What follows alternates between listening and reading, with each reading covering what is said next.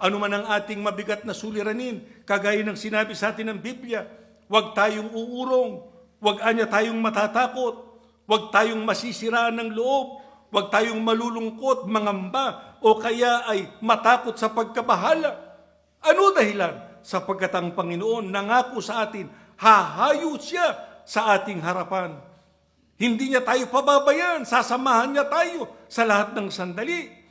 Hindi niya tayo bibiguin, hindi niya tayo bibitawan, hindi niya tayo pababayaan. Sana yan ang ating maranasan sa ating buhay. Yung pagsamba, sagutin niya ng mga hinirang ng Diyos.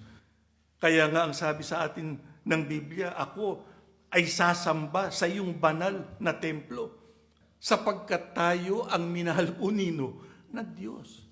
Sa makatwid, yung mahal ng ating Panginoong Diyos, obligasyon nila, sagutin nila, pananagutan nila, kautangan nila sa Panginoong Diyos na siya ay sambahin. Kaya huwag nating pababayaan ang ating pagsamba. Pagka ang mga lingkod ng Diyos, ginagawa yung pagsamba nila sa ating Panginoon. Ang sabi ng Biblia, yung iyong kaawaan, yung iyong mapagkandiling pagmamahal, mamamalagian niya magpakailanman.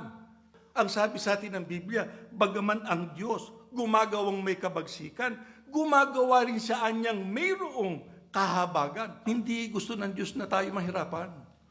Ayaw ng Diyos yun. Kaya ang totoo, dumarating man sa atin ng pagsubok, yung bang pagsubok na yun hindi natin makakaya o makakaya natin? Makakaya natin.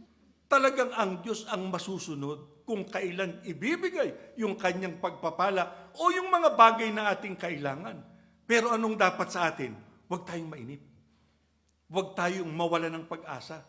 Manalig tayo sa Kanya, manghawak tayo sa Kanya, sapagkat pagka napatunayan natin yung ating pagtitiwala sa Kanya at pananalig sa Kanya, igagawad niya sa atin ang Kanyang kagandahang loob. Merong mga tao, ang sabi ni Apostol Pablo, sila ay mahal ng ating Panginoong Diyos. Sila yung mga hinirang ng ating Panginoon. Sila yung nasakop ng dugo ng ating Panginoong Kristo. Ayon sa Biblia, alin po ang nasakop na tubos ng dugo ni Kristo? Iglesia ni Kristo. Kaya tayo, umalip tayo sa Iglesia ni Kristo. Sapagkat alam natin, yun ang katotohanan na kinakailangan nating sampalatayanan para tayo magkaroon ng tunay na kaugnayan sa Diyos at maligtas sa araw po ng paghukom. Kaya nga ang sabi namin sa inyo kanina, dapat ang ating pagkaiglesia ni Kristo, pakamahalin natin, pakaingatan natin, pahalagahan natin. Magtalaga tayo sa ating pagkaiglesia ni Kristo sapagkat tayo ang mahal ng Diyos. Tayo po ang Kanyang ililigtas. Isipin ninyo yon, mga kapatid. Nasa atin ang pagmamahal ng ating Panginoong Diyos. Kaya hindi natin dapat bitawan ang ating pagkaiglesia ni Kristo. Dapat nating ingatan ang ating pagkaiglesia ni Kristo. Kaya nakita nyo ang kampanya natin, puspusang pagbabagong buhay. Bakit natin ikinakampanya yon? Sapagkat naisip lang natin gawin yon? Hindi po. Yan ang hinahanap ng Diyos sa atin. Bilang mga lingkod niyang, minahal niya, hinirang niya. Ang sabi sa atin ng Biblia, kayong mangingibig-an niya ng Diyos, kasuklaman ninyo ang kasamaan, yung masama. Kaya kami nananawagan doon sa mga kabataan.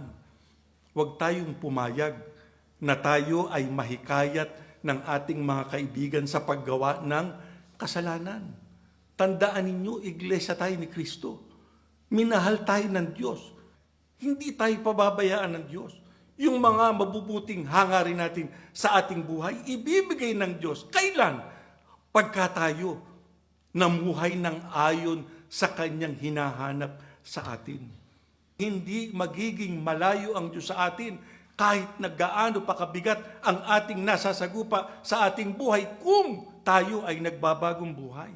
Mga kapatid, panahon na para natin pakinabangan ang ating kahalalan, ang ating pagkaiglesia ni Kristo. Kasi ang pagkaiglesia ni Kristo natin, hindi lang para tamuhin ang kaligtasan sa araw ng paghukom. Dito pa lang sa buhay na ito, kailangan mo ang tulong ng Diyos. Hindi siya magiging malayo sa iyo. Kailan? Pagka yung mga kalooban niya na isa sa katuparan natin.